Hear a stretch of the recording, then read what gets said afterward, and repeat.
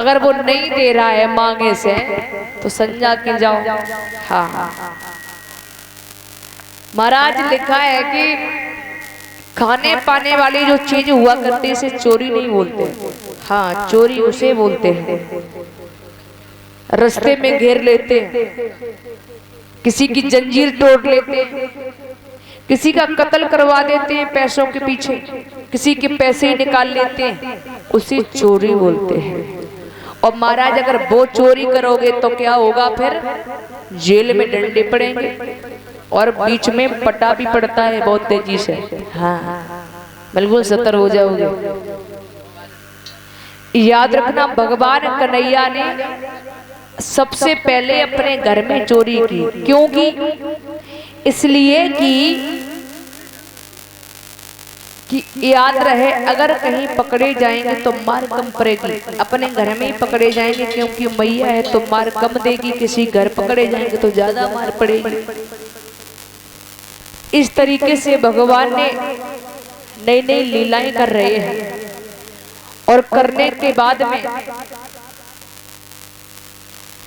एक बात बताऊं दादा, जो गुरु दीक्षा होते हैं और गुरु शिक्षा होते हैं, इनमें बड़ा अंतर होता है। गुरु जो दीक्षा होते हैं उन्हें सिर्फ एक ही बनाया जाता है। जो गुरु दीक्षा होते हैं वो कौन होते हैं? जो गुरु होता है जो कान में मंत्र देता है, कान फूंकता है, वो गुरु दीक्षा होता है। उसे सिर्फ एक ही बनाया जाता है। ये नहीं कि आज तुम्हें कल ने परसों ने, ये नहीं है। और जो गुरु दीक्षा होता है, गुरु शिक्षा होता है, समझ लेना, मान लो एक मास्टर है, उसने तुम्हें शिक्षा दी, कोई बात नहीं, उसके बाद में हम बड़े बूढ़ों के साथ बैठते हैं तो हमेशा नया ना नया कुछ जरूर मिलता है। तो उन्होंने अगर मुझे शिक्षा दी तो वो भी मेरे गुरु हो गए, लेकिन वो गुरु नहीं हुए। जो गुरु वो है जिसने कान फूंका है। गुरु शिक्षा अलग है, गुरु दीक्षा अलग है। गुरु शिक्षा जो होते हैं वो हम अनेक बना सकते हैं। जितने आए पर 2000, 1500, 1 लाख जितने हो जाएं उतने बना लीजिए, कोई दिक्कत नहीं है। क्यों?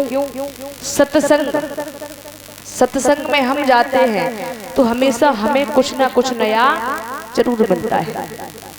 वहाँ 10 लोग 15 लोग मिलते हैं बैठने के लिए, सुनने के लिए, कुछ ना कुछ नया बताते हैं।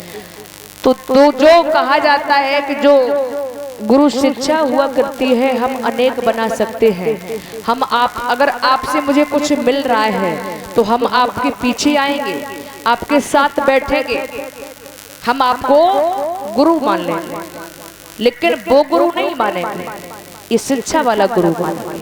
बरस अपनी जिंदगी में हमेशा गुरु एक ही बनाना है और शिक्षा गुरु अनेक बना लीजिए, कोई दोष नहीं है। जहाँ मुझे शिक्षा मिल रही है वहां तो हम ले सकते हैं, इसमें कोई दोष नहीं है। तो हमेशा याद रखना, इस जीवन में सबसे पहले गुरु कौन है? हमारे माता और पिता। ये कैसे गुरु हैं? ये ऐसे गुरु हैं, ये मुझे जन्म देते हैं, इस संसार को दिखाते हैं। उसके बाद में दूसरे गुरु हमारे हैं जो हम गुरु बनाते हैं, जो परमात्मा की शरण में लाते हैं, वो हमारे दूसरे गुरु हुआ करते हैं। महाराज जब तक माता पिता घर में है तब तक गुरु बनाने का कोई अधिकार नहीं है। ऐसा नहीं है कि गुरु ना बनाए, लेकिन जब तक घर में माता पिता है तब तक गुरु नहीं बनाना चाहिए। क्योंकि लिखा है कि कहा जाता है कि जब तक माता पिता घर में मौजूद हैं और मैंने गुरु बना लिए हैं, अगर माता पिता की मैं सेवा नहीं करता हूँ तो वो गुरु बनाने से उद्धार थोड़ी हो जाओगे, न तो भगवान की कहीं प्राप्ति मिल जाएगी। हमेशा एक ही जीवन में अपनाइए कि मुझे माता पिता को कैसे रखना है। जिसने मुझे जन्म दिया है, संसार में लाए हैं, तो इनसे बड़ा तो हमारा कोई गुरु हो ही नहीं सकता है। अगर ये संसार में नहीं लाते तो आज मैं यहाँ नहीं होते। तो हमेशा माता पिता को देखिए, हमारे माता पिता क्या कर रहे हैं, इनकी सेवा को करिए। और हमेशा माता पिता के पास बैठने से हमेशा कुछ ना कुछ नया मिलता है। आजकल माता पिता के पास लोग कम बैठते हैं। किसके पास बैठते हैं? दोस्तों के पास में, फ्रेंडों के पास में। कहते हैं अरे भैया तेरी बात तो बड़ी निराली है। याद रखना, दोस्त किसी से पूछो आज की डेट में कि भैया ये तेरे कौन है, तो तुरंत बोलेगा ये हमारा फ्रेंड है। पहले दोस्त हुआ करते थे, मित्र हुआ करते थे। और मित्र वो होता था जो अपने मित्र की दुख सुख में साथ निभाए, उसका दुख एक पहाड़ की तरह समझे, वो तो मित्र होता था। और आजकल के दोस्तों को कोई मतलब महाराज, इनको कोई भरोसा ना है। अगर तुम ठीक ठाक खाते पीते हो तो दोस्त से सोचते तुम कैसे हो जो हमारे नंबर पे आ जाए, हमसे उगरी क्वालिटी में आ जाए। महाराज हमेशा ऐसा मार्ग दिखाएंगे, वहां खड़ा कर देंगे जहां तुम ना तो जीने के लायक रहोगे ना तो मरने के लायक रहोगे। तो हमेशा जीवन में अपने अनुसार चलना चाहिए, जीवन के अनुसार चलना चाहिए कि मुझे इस संसार में क्या करना है क्या नहीं करना है। किसी के इशारों पर चलोगे तो कुछ नहीं कर पाओगे, किसी के टुकड़ों पर जियो तो कुछ नहीं कर पाओगे। हमेशा अपने पैरों से खड़ा सीखना करो। जो अपने पैरों पर खड़ा हो गया समझ लो वही इंसान है। ऐसा नहीं आज की डेट में हर कोई पढ़ता है, लिखता है, सब कुछ करता है, लेकिन कछु अकल की कमी होती है। कोई कहता है भैया हमारे पास खेती बहुत है, मैं क्या करूंगा नौकरी करके पढ़ाई करके, मैं खेती को खाओ थोड़ी जाए। जब तक तुम्हारे पास में पैसा नहीं है तो लोग तुम्हें सलाम नहीं करेंगे, याद रखना। पैसा खत्म हो जाता है तो रिश्तेदार भी कहते भैया मैं तुझे नहीं जानता हूँ कहाँ का रहने वाला है। और पैसा आ जाए तो रिश्तेदार छोड़ो, जो तुम्हें नहीं जानते वो भी कहते अरे ये हमारे तो कुछ खास लगता है। तो ये पैसा बड़ी चीज है, पैसा के आगे महाराज किसी की नहीं चलता है। बोलिए गोविंद भगवान की।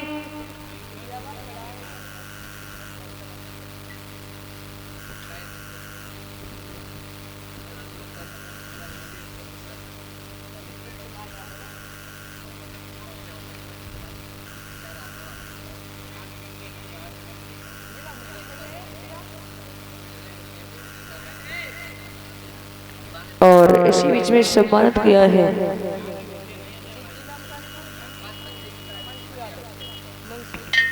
और मंसू यादव, ये मुझे 101 रुपए देकर के सम्मान करते हैं।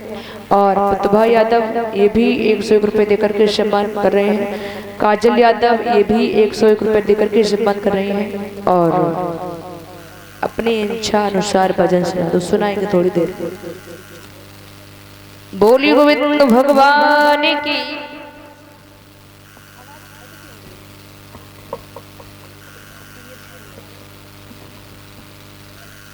महाराज अभी आप सुन रहे थे